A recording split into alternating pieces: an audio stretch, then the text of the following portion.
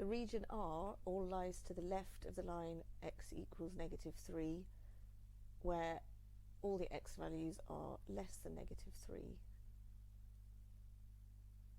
That gives us the first inequality. For the other two,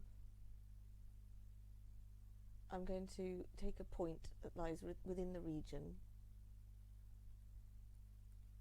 It can be any point that lies within the region. I'm going to take -4, 1. Now at -4, 1, I'm now going to evaluate x squared plus 5x plus 4.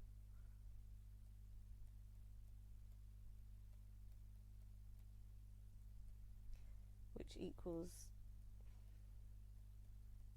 substituting in the x value of the coordinate that I've chosen,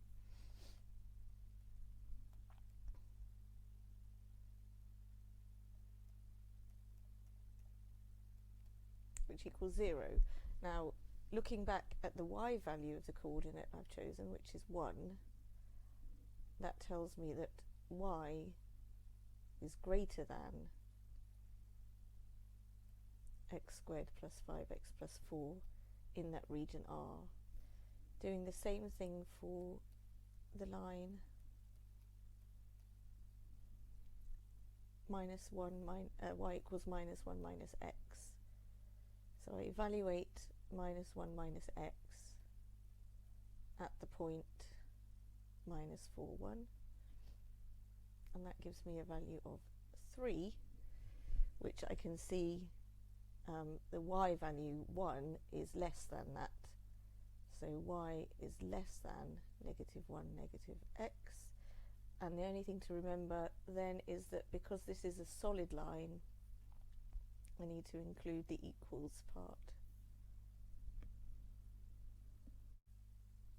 To solve this equation, you need to be mindful of the fact that everything in the bracket is raised to the power of a third.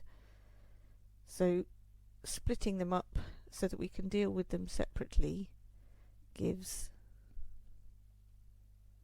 this, and then 8 to the power of a third is the cube root of 8, which is 2, and here we can apply the power rule of indices and multiply 6 and 1/3 together to get 2. Divide both sides by 2, and then when square rooting the 4, just remember to include both positive and negative values. Before differentiating this function, I'm going to need to expand the brackets.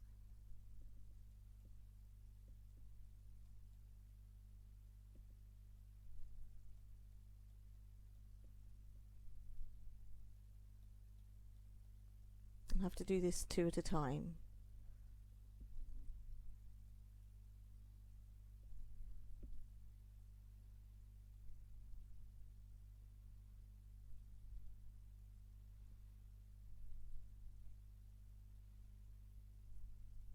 Simplifying this bracket now.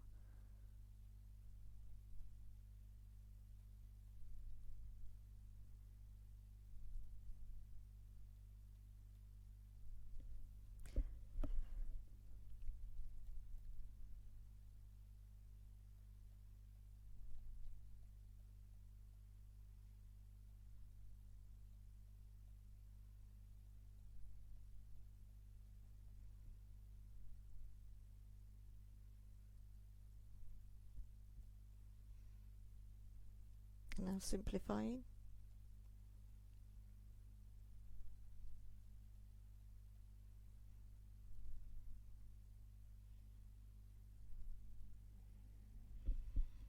So now I have y fully expanded, and now I can go ahead and differentiate. First, to find dy by dx.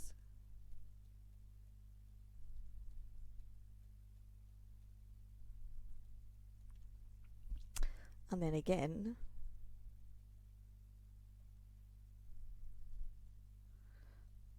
to find the second derivative.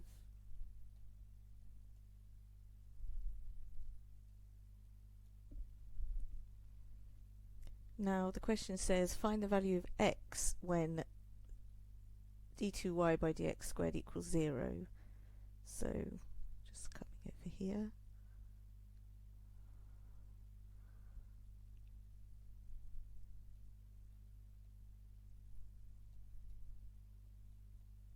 We set that to 0 and then solve.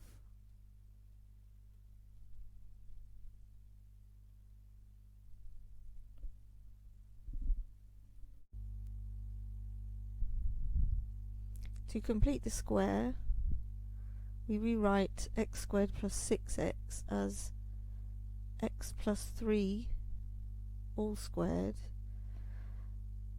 minus 9. And then of course we've got the plus 3 equals 0. Simplifying this,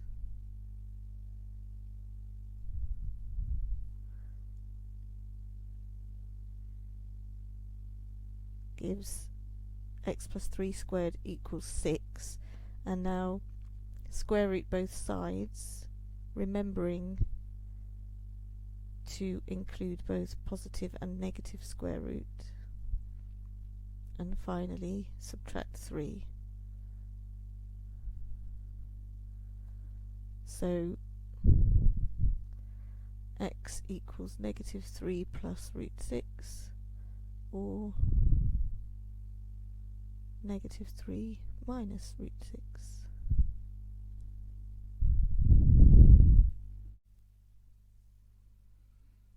The discriminant is b squared minus 4ac, which in this case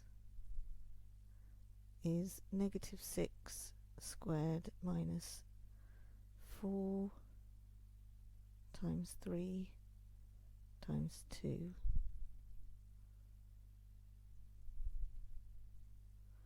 4 3s are 12.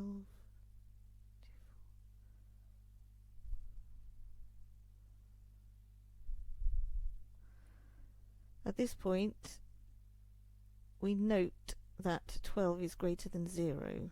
Therefore, since the discriminant is greater than 0,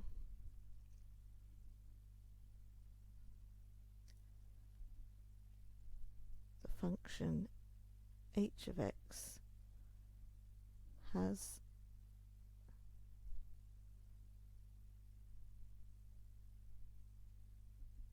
two real roots.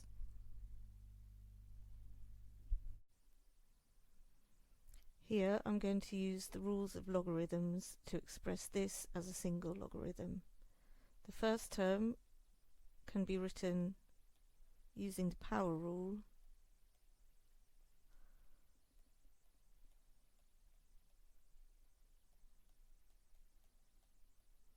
and then I have a subtraction of logs which can be rewritten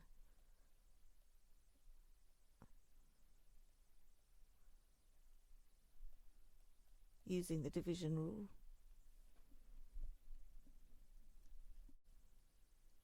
This question is essentially asking us to rationalize the denominator. Which we do by multiplying top and bottom by the conjugate of 1 minus root 2, which is 1 plus root 2. Expanding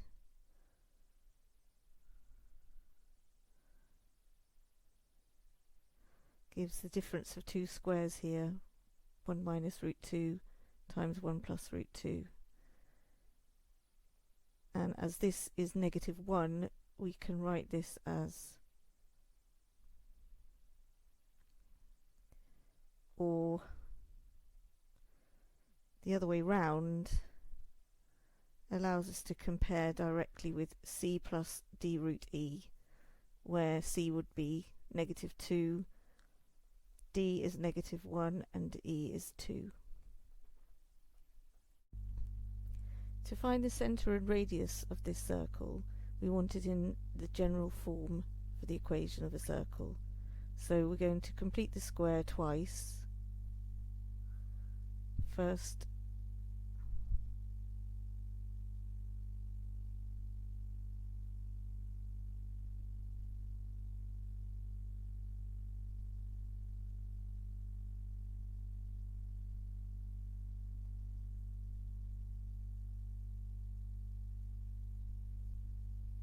then rearranging this.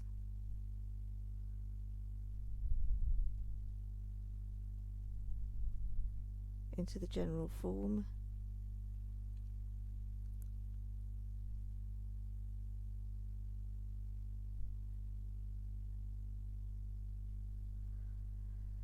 So now we can just read off, as we know that the centre is going to be 2, -3, and the radius is the square root of 36, which is 6. Part A, Part A is asking us to complete the square. So f of x, x minus 2 squared, that will give you a plus 4 at the end, so subtract the 4 and then add the 6.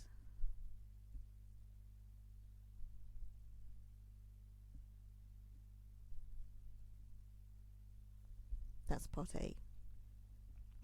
Part B, explain why f of x is greater than 0 for all values of x, and find the minimum value of f of x. So x minus 2 all squared, which is the first part of f of x, is going to be greater than or equal to 0 for all values of x because the bracket is squared. Therefore, f of x is going to be greater than or equal to 2.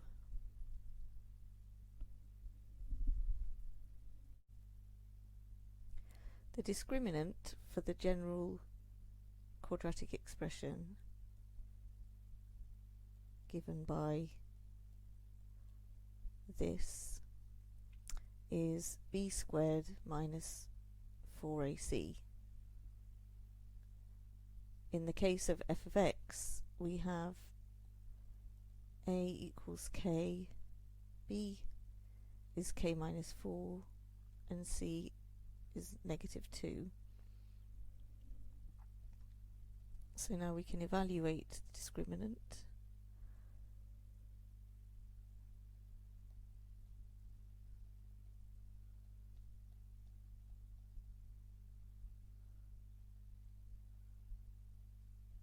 Expand and simplify.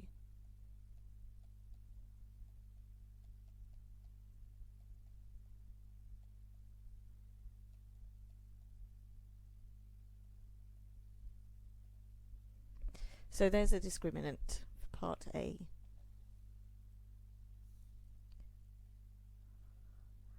Part B wants us to prove that f of x has two distinct real roots. Now this tells us that the discriminant must be greater than 0. If we look at the discriminant, we can see that as k is squared, that is always going to be greater than 0, and therefore any value of the discriminant will always be greater than 0. Hence, the discriminant is greater than 0, and f of x has two real roots.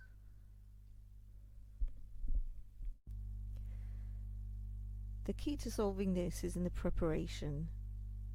I need to differentiate this to find dy by dx. However, I can't do that until I've got y as the subject. So the preparation I'm talking about is rearranging this to make y the subject.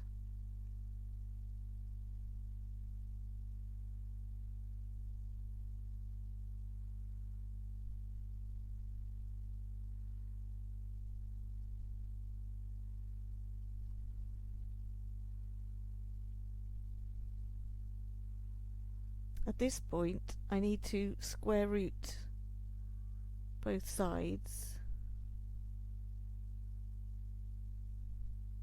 which I'm going to do by raising to the power of a half, and I only want the positive square root because we're told that y is greater than 0 in the question. So I can just go ahead without worrying about the negative square root. Now I can simplify this because the square root of 4/9 is 2/3, and using the power rule of indices I can simplify this to x to the power 3/2. So now I've got the equation written with y as the subject, and so now I can differentiate with respect to x. The power comes down,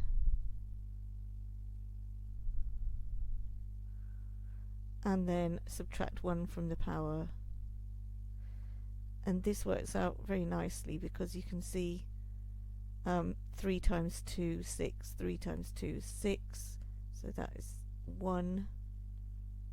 So this simplifies to x to the power of a half, or square root of x. Here we have a curve with a given equation, and we're told that the curve passes through the point P62. This means when the x coordinate is P, the y coordinate is 62. So if we substitute in those values, we form an equation with P, and we can solve this equation using logs at this point. Log to the base 2. I know it's base 2 because here the base is 2.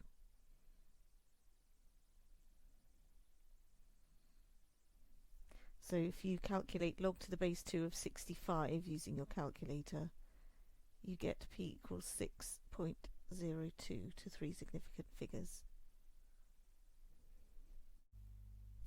To solve this inequality means to find the range of x values that give the value of the function to be greater than 0.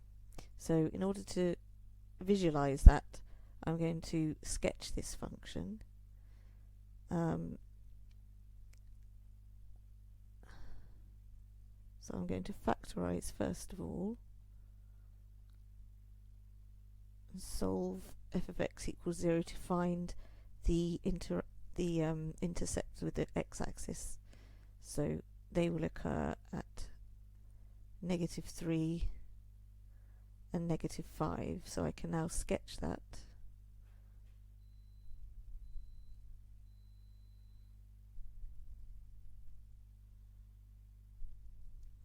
And straight away we can see that the function is greater than 0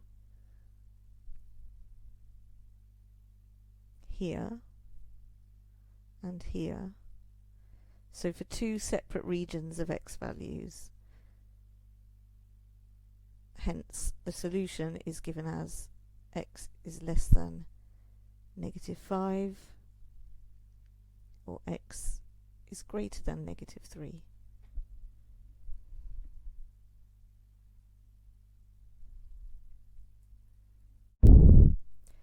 This is a quadratic equation in disguise, and we can see that more clearly if we say let y to the power of a quarter equal a.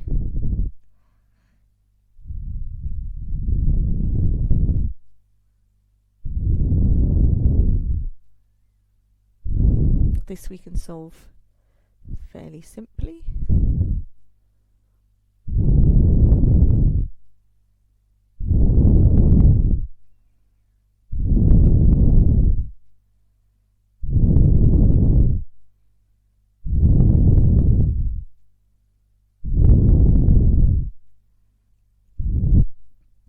And then substituting back, this gives us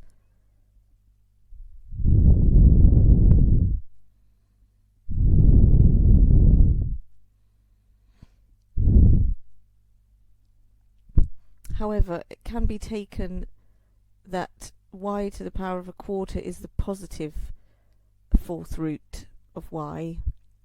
Therefore, we don't want that. We just want this result. And so y is going to be 5/3 to the power of 4, which is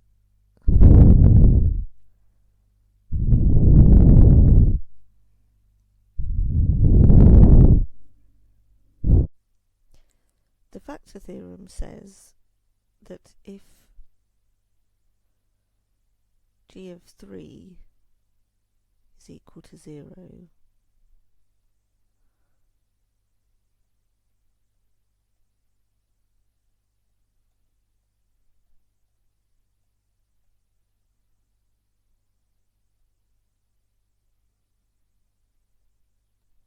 that's for this question.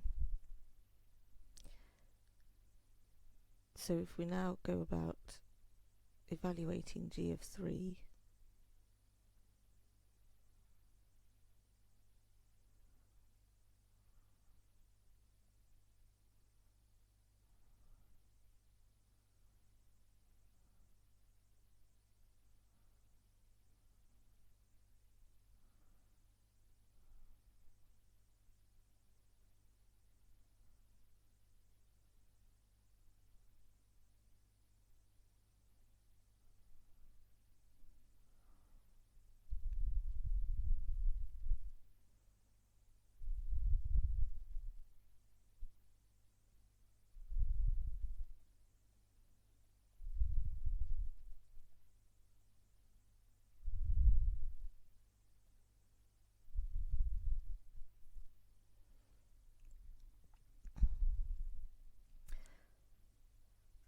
part 2 requires us to then factorise g of x.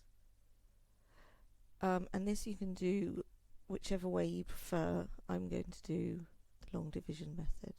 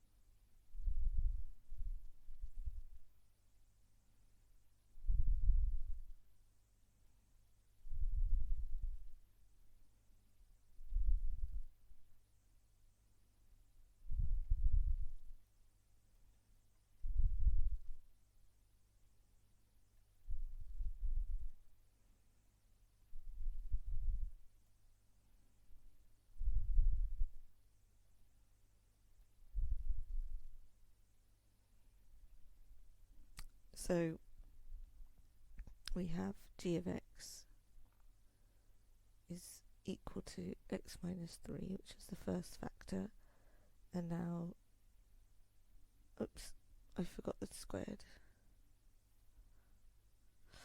and now 2x squared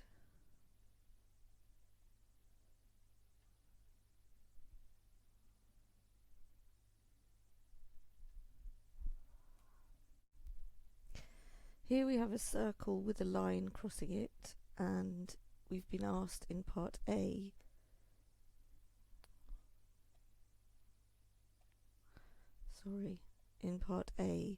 to find the coordinates of P and Q.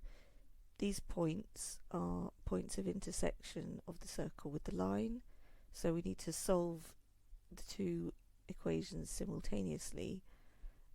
Since this one does not have y as a subject, I'm going to use this one to substitute into here.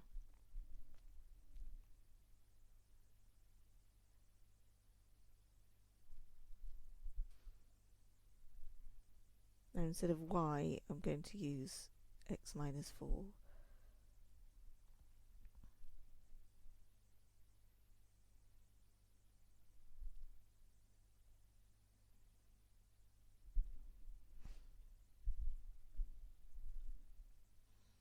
Then I'm going to expand and simplify.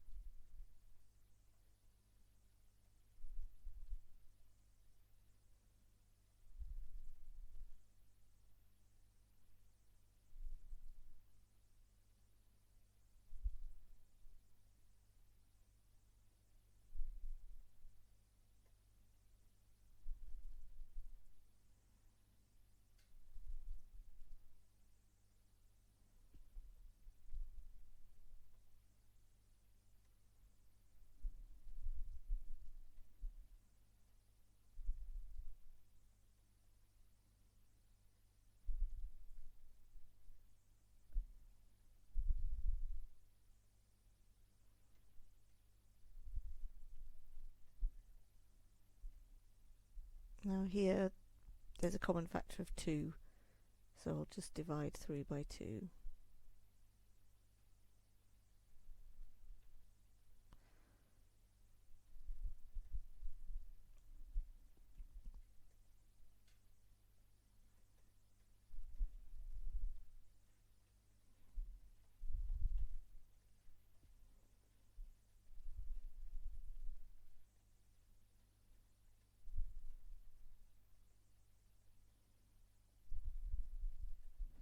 So these are the two x coordinates of P and Q.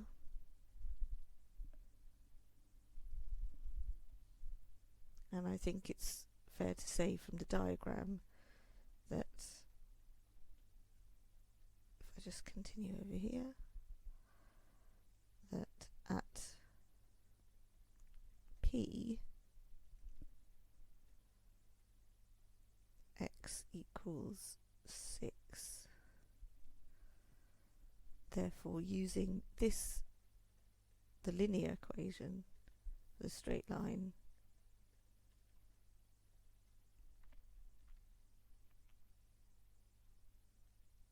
y is 2. So we have at P, the coordinates are 6, 2. Then looking at Q,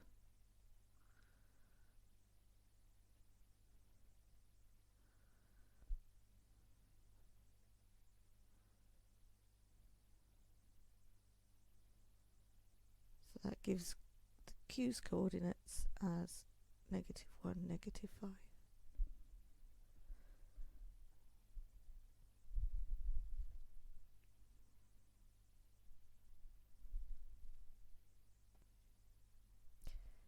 Right, I need to move this actually.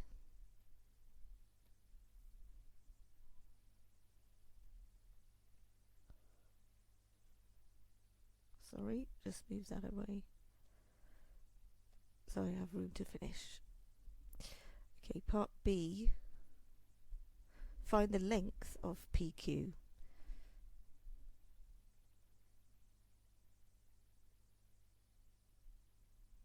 So I now want to square the difference between the x coordinates and the y coordinates.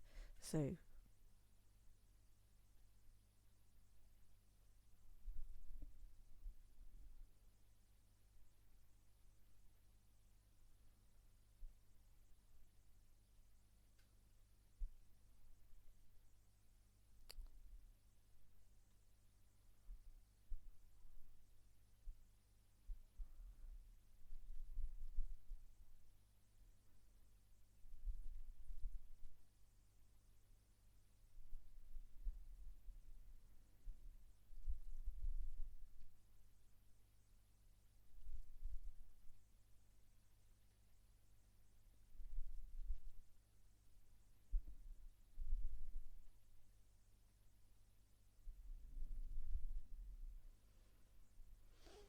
that's the distance between from P to Q.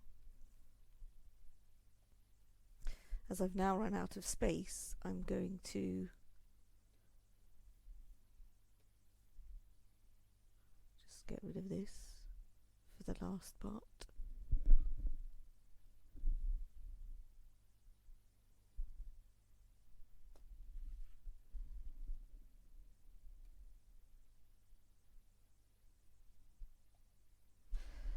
Okay, but I will write up the results from A and B.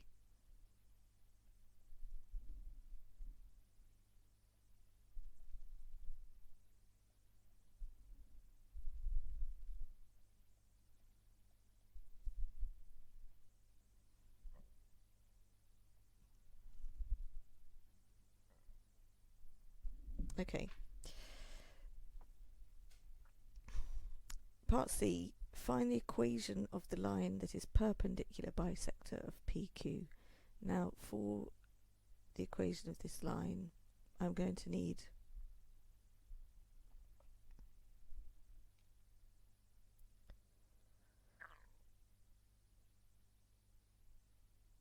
the gradient of PQ. So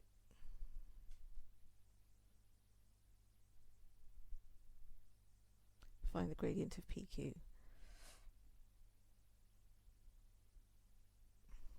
This is difference in y over difference in x.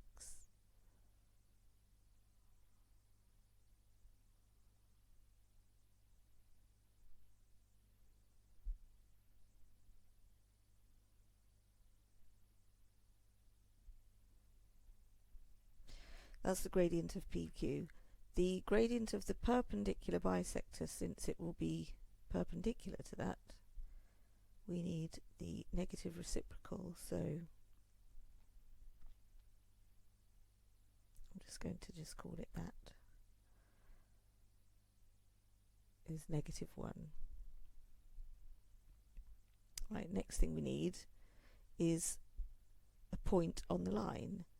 As we know it's going to bisect PQ, we know it's going to go through the midpoint, somewhere there, of PQ. So we need to find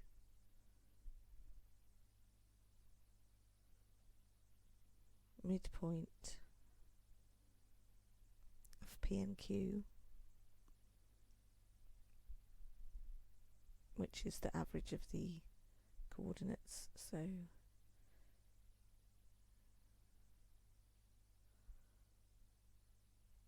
that's 6 plus -1 that I've just simplified. 2 plus -5.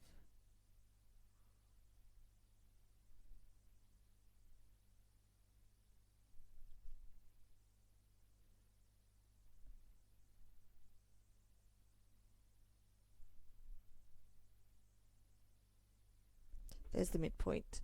And so the final step is to use the formula for the equation of a line.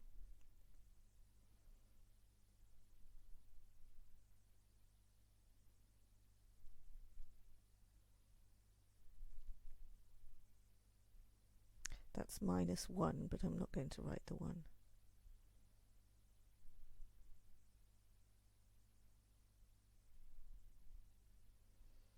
Okay, so let's just tidy this up. I'm going to multiply both sides by 2 to get rid of the fractions. And this becomes plus.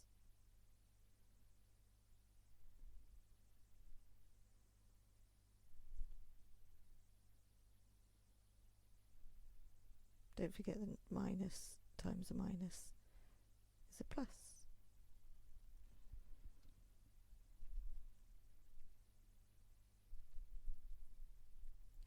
Okay.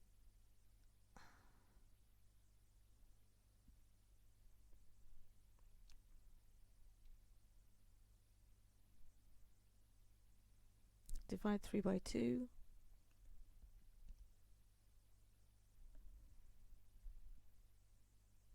That is the equation of the perpendicular bisector of PQ.